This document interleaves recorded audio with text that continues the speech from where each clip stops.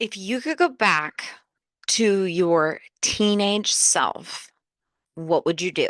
Because I'd probably smack the crap out of her, if I'm being completely honest.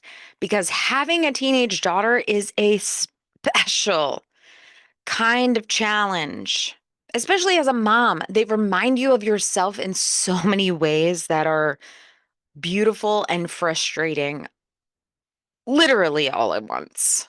The irony of the whole thing is that when you're young, you can't wait to grow up because you want that independence.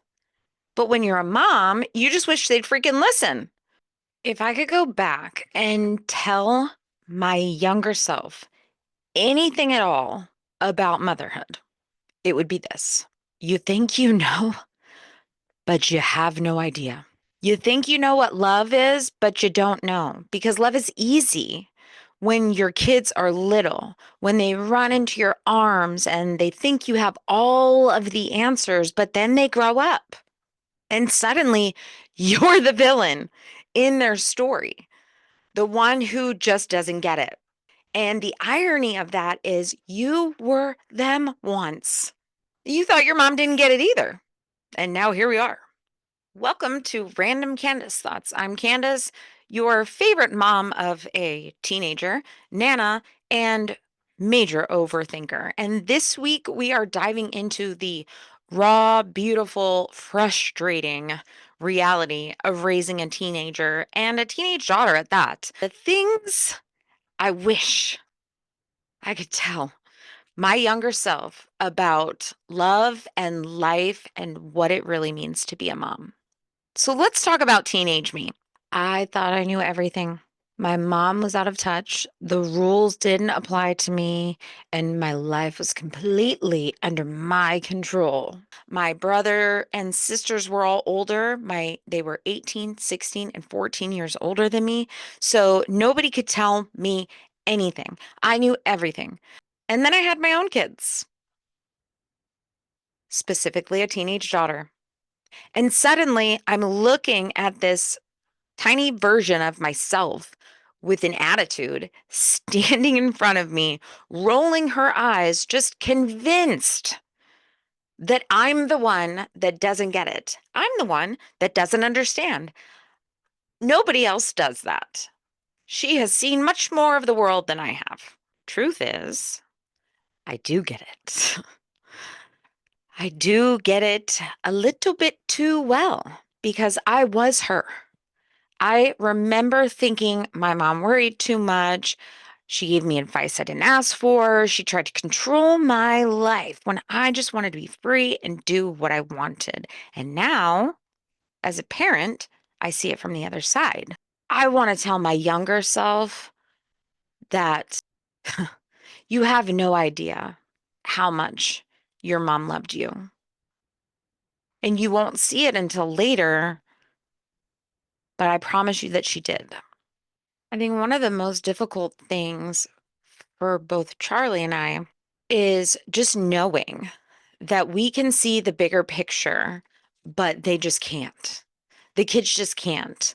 Like when they make a decision that you know is going to backfire and they just won't listen, or when they're mad because they think you're just being extra, but when really you're just trying to protect them. And you have to walk this impossible line of guiding them without forcing them. Let them make mistakes without just sitting back and watching the struggle. And preteens are just as bad.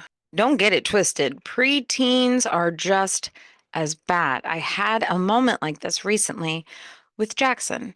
He is 12 and he had a school project and he wanted to do it a certain way using clay. And I tried to get him to use figurines instead of the clay because he didn't have enough time for the clay. He still wanted to do the clay. I knew if I pushed too hard that he would just dig in his heels and he'd get more frustrated with me and he'd want to do it even more. So I let him do it the way that he wanted. And I never said I was right, but he definitely knew it the day that he took his project to school and the clay had fallen apart already. But that's what motherhood is sometimes, right? Just being the safety net without making it obvious. Letting go is probably the hardest part of being a parent. When they're little, they need you, but as they grow up and they get older, they pull away and it feels like you're losing control. And it's not that you want to control them, but you still feel like you're losing that tie. The crazy part is, I remember being that teenager. I remember pulling away. I remember thinking I didn't need my mom, thinking I had it all figured out. And I wish I could call her a million times a day. I wish I had asked more questions. I wish I had listened more, like really listened. If I could go back to teenage me, I'd say one day you're going to wish you had these moments back. One day you're going to want to call your mom and you're not going to be able to. And you would give anything for her to tell you what to do one more time. Just one more time. You would give anything. And that's a full circle moment for me. Watching Jay push away, knowing that it'll come back around. And my only job is to just be there when she does. And love isn't just those big moments. Love it's in the mess. It's in the slam doors and the deep sighs and the you don't understand remarks. It's in the way that we keep showing up as parents, even when they act like they don't need us.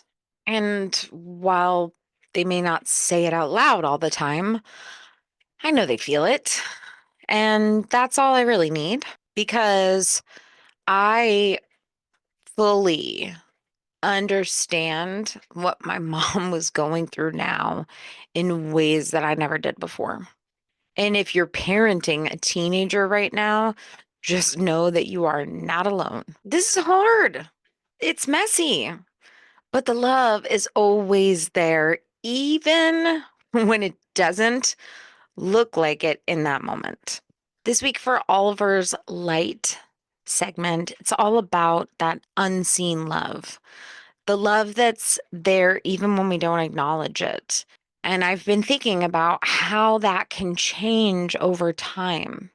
How when we lose people, we start to notice the little things they did to love us that we didn't see before. The quiet gestures or the unspoken sacrifices. I see that so much now in motherhood. The ways that my mom loved me that I never fully appreciated. The way I love my kids, even when they don't see it. The way Charlie loves them when they don't see it. And the way that Oliver's love is now woven in every single thing that we do, even though he's not physically here. Love doesn't just disappear, it just shifts form.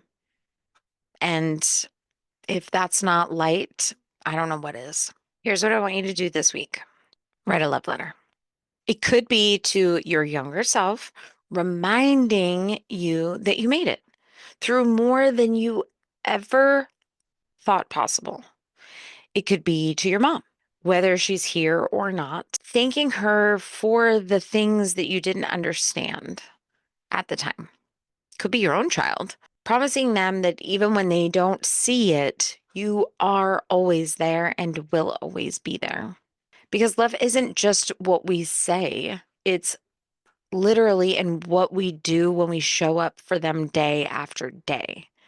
If this episode resonated with you, I would love to hear from you.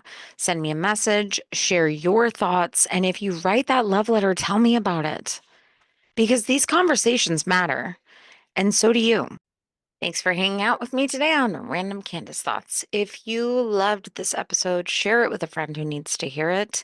And don't forget to subscribe so you never miss one. Until next time, keep showing up, keep loving, and keep being you.